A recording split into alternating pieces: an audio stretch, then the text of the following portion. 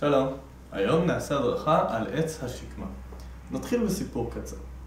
פעם תושבי הגליל היו רבים ביניהם על הגבולות.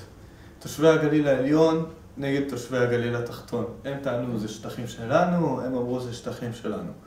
מה הם עשו? הלכו לזקן הכפר. ידוע שזקן הכפר יודע הכל, לפתור מריבות, כל בעיה שיש הולכים אליו והוא פותר את הבעיות שלהם. זקן הכפר אמר דבר כזה: תושבי הגליל העליון לא גידלו עצי שקמה, תושבי הגליל התחתון כן גידלו עצי שקמה. לפי איפה שהקו של עצי השקמה גדלים, שם תדעו שזה הגבול בין הגליל העליון לגליל התחתון. לפי הסיפור היפה הזה אנחנו לומדים שעץ השקמה הוא עץ שיכול לחיות המון שנים, מעל 100 שנה, וככה אפשר למדוד איתו גבולות, דברים עתיקים, גבולות שנשמרות המון שנים. יפה. עכשיו נעשה איזה תרגיל קטן. אני אחלק לכם כרטיסיות, ובעזרת הכרטיסיות, בכל כרטיסייה היא נותנת רמז שקשור לעץ השקמה. נתחיל עם כרטיסייה הראשונה. בכרטיסייה הראשונה אנחנו רואים מפה של אפריקה. מה הקשר בין אפריקה לעץ השקמה? עצי השקמה מקורם במרכז אפריקה הטרופית, איפה שיש אוויר חם ולח.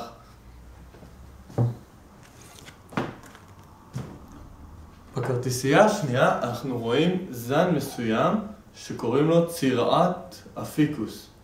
זוהי צירעה מסוימת שהיא חיה במרכז אפריקה, איפה שגדלים עצי השקמה, והיא מנקבת להם את הפירות, ובככה יש הפריה בכך שהזרעים עוברים, וכך נוצרים הזרעים של עצי השקמה. מעניין.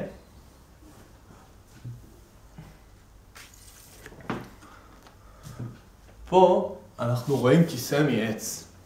עצי השקמה הביאו אותם לארץ מאפריקה, על מנת שיוכלו להכין בהם רהיטים כמו כיסאות. ידוע שעץ השקמה זה עץ מאוד חזק שיכול להחזיק המון שנים והוא גם משמש טוב מאוד לרהיטים. בכרטיסייה הרביעית אנו רואים 100 פלוס. זה אומר שעץ שקמה יכול בקלות לחיות מעל 100 שנה. מדהים, כזה עץ.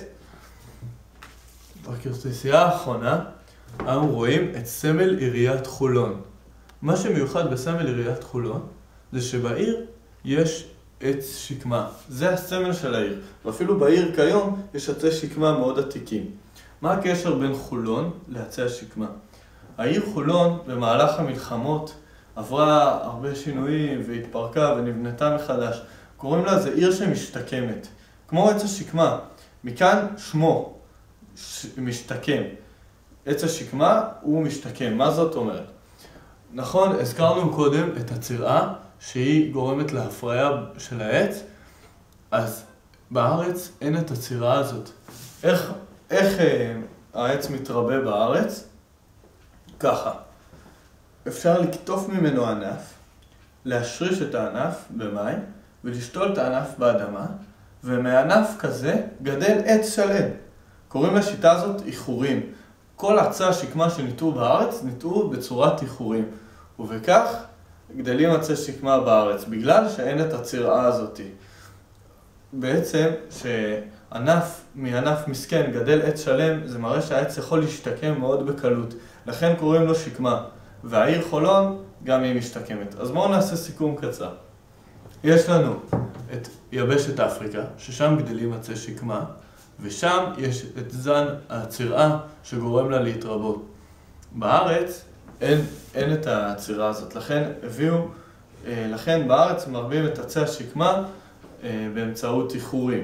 למה הביאו אותה לארץ? בגלל שאפשר בקלות להכין ממנו רהיטים, כי זה עץ מאוד משובח, כמו הכיסא הזה.